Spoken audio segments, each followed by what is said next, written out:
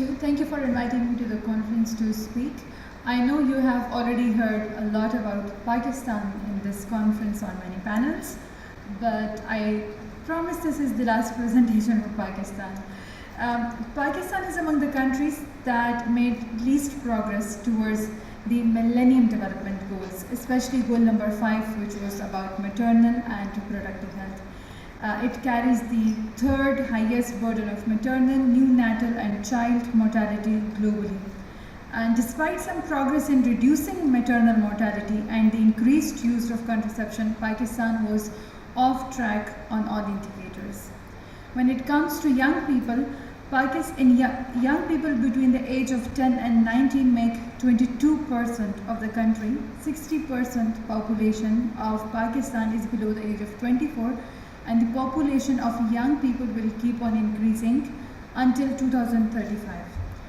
But despite the fact that young people are the largest population chunk, young people in Pakistan are facing many challenges in terms of knowledge of sexual and reproductive health issues. These include sexual abuse, early marriage and pregnancy, low use of contraception, use of unsafe abortion or lack of access to safe abortion, and limited access to sexual and reproductive services, mainly due to economic and cultural barriers. Young people in Pakistan suffer from lack of information and have relatively little knowledge about bodily development, including puberty and menstruation, sexuality, reproduction, and HIV prevention. Misconceptions about menstruation are common. Young women and girls especially have less access and information about sexual and reproductive health issues because young women and girls have lesser access to schools, lesser access to information, and lesser access to public spaces. They also find it difficult to discuss the issues because of the taboos associated with sexuality. Compared to men, girls find it much more difficult to discuss sexuality issues.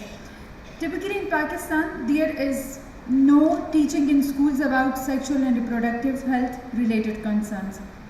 Comprehensive sexuality education is like a no-no zone in Pakistan in the schools.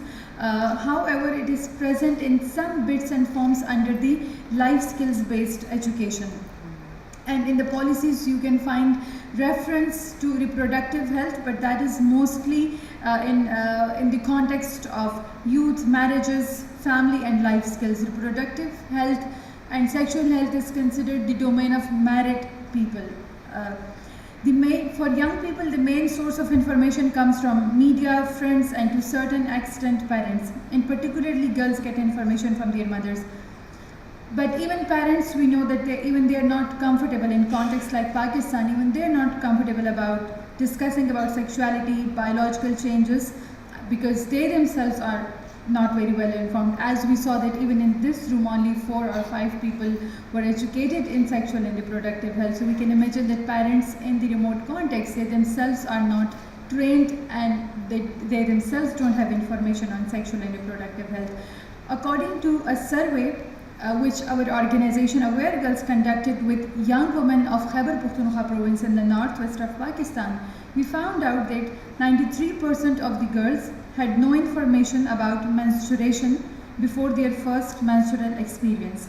And therefore, for most of them, the experience was either shocking, stressful, or fearful. In Pakistan, it is common for girls to get married before they are physically and mentally ready for sexual relationships and pregnancies. An estimated 30% of the marriages fall under child marriages.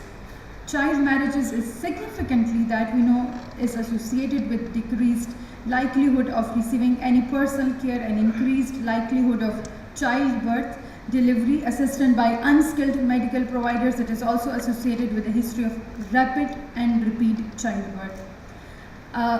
The survey that we conducted, in the survey we found out that 79% of young married males and females do not practice family planning owing to various social stigmas and the pressure to bear children. Mostly females do not practice family planning without permission of their husbands or mother-in-law approval.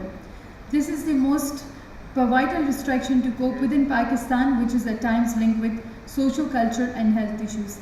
And these issues are, all of these issues that I'm discussing, they are linked to the lack of sexual and reproductive health education to children, to young people at young age, in their adolescence. In the absence of youth-friendly sexual and reproductive health services in the public sector, relevant information and care for young people is available only through a small number of non-governmental organizations.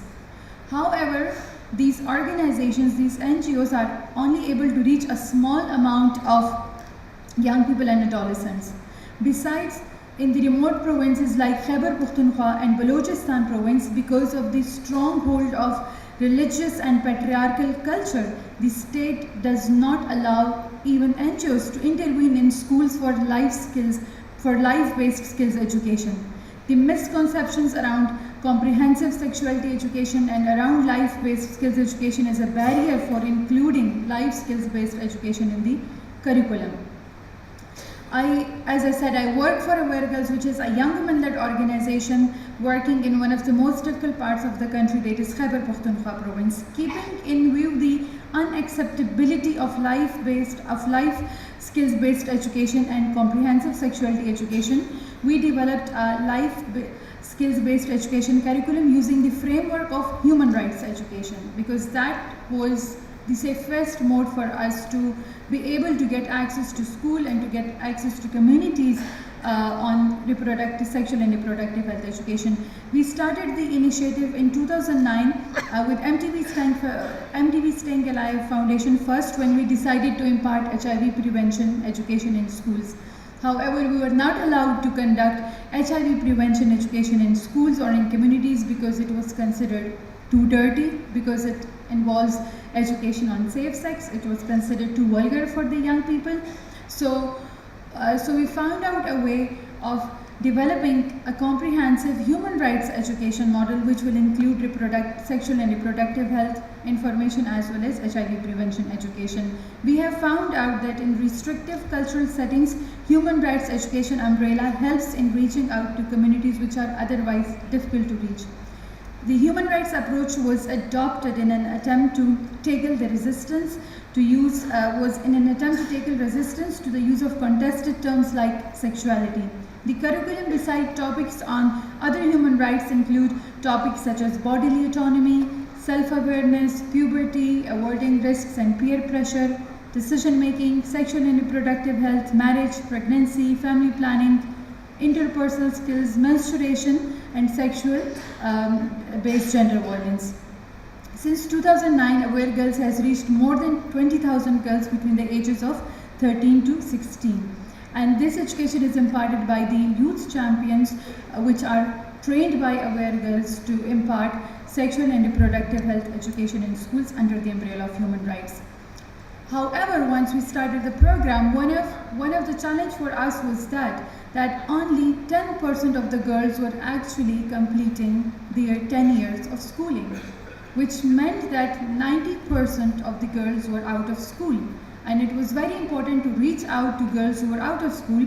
So to reach out to the girls who are out of school, we in the pilot phase we selected three districts of Khyber Pakhtunkhwa province. We mapped out pockets of the communities where girls were mostly dropping out of school, and we developed a similar curriculum of life-based skills education under the umbrella of human rights. But the first stage was to engage parents, because parents were the gatekeepers for girls' participation in such programs. So we sensitized parents in those communities, and we started reaching out to girls. So far we have reached 5,000 girls through the community interventions. Aware Girls, besides working at the community and the schools level, we also recognize that it is very important to engage policymakers and to sensitize them, because through our interventions we can only reach out to few thousand young people, which will not even be 1% of the total population of young people. So as part of the Right Here Right Now network, we're also advocating with the policymakers. We're sensitizing the policymakers on integration of life-based skills education in the curriculum, though the National Education Policy of Pakistan, if you look at its wording, it's very progressive. It has the words of LSBE, but however, when it comes to implementation, there is reluctance of adding LSBE components in the education. So we are sensitizing the policymakers, the curriculum boards as well, so that they can integrate LSBE in their curriculum.